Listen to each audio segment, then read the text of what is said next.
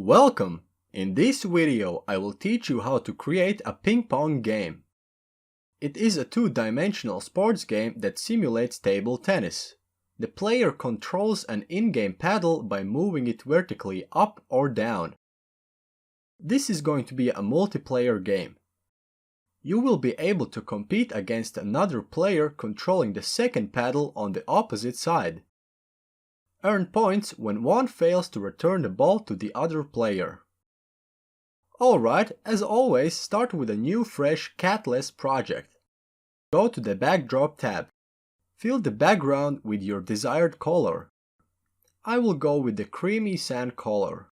Then add two vertical lines on the left and right side. They should be in different colors. They will work as indicators for scoring points. Next, I'm going to create a bouncing ball sprite. Convert to vector to have a better quality drawing and use the ellipse drawing tool to draw a filled circle. And while drawing, hold the shift key. Adjust its size by using either the growing or shrinking tool. Then, paint a new sprite and use the filled rectangle tool to draw a black paddle in the center of canvas. Adjust its size so it is not too short or too large or too thick. Place it in the center on the right side of the screen. I will write a script for it that will allow me to control its up and down movement with two keys. From the event category, add two when key press blocks. Set the first one to up arrow and the second one to down arrow. These event blocks run a script when the specified key is pressed. Next, go to motion category and add change Y by blocks. When you press up arrow key, the paddle is going to change its Y coordinates by 30 units.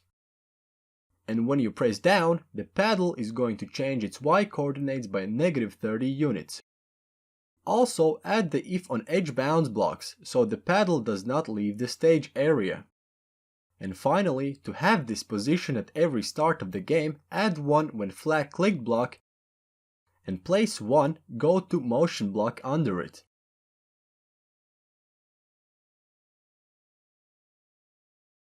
Let's have a test. Paddle is under my control and I move it up and down with arrow keys. Its moving speed is good, but when you hit the edge of the screen it tilts. To fix this, click on the blue eye icon and change the rotation style to right-left only. This will prevent it from tilting. Right-click on the sprite and duplicate it. Drag the duplicate sprite to the opposite side of the screen and change its script so that it responds to different keys. When the player presses the Q key, it will go up. And when the player presses the A key, it will go down. Let's have a quick game test. Everything appears to be working fine.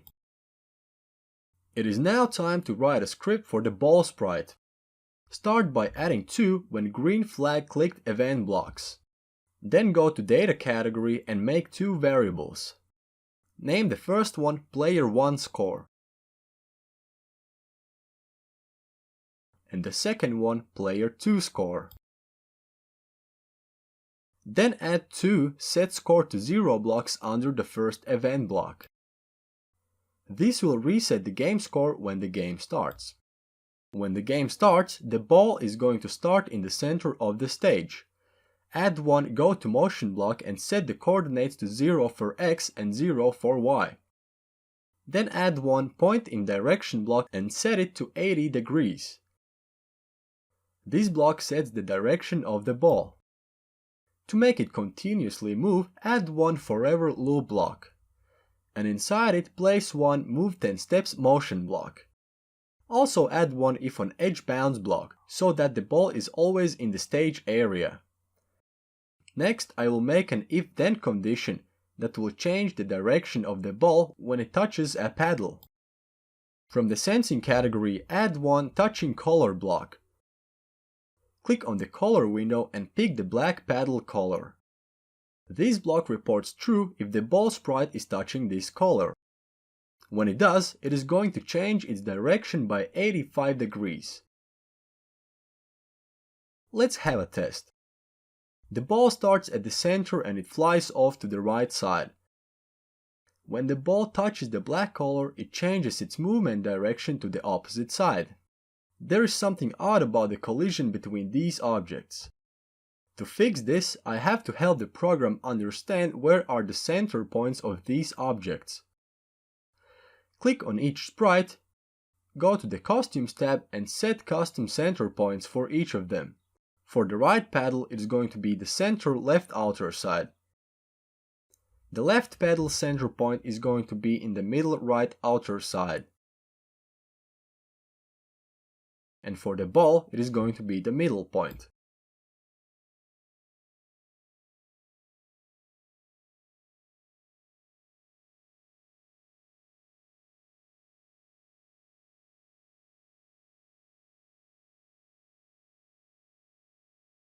The game physics have improved.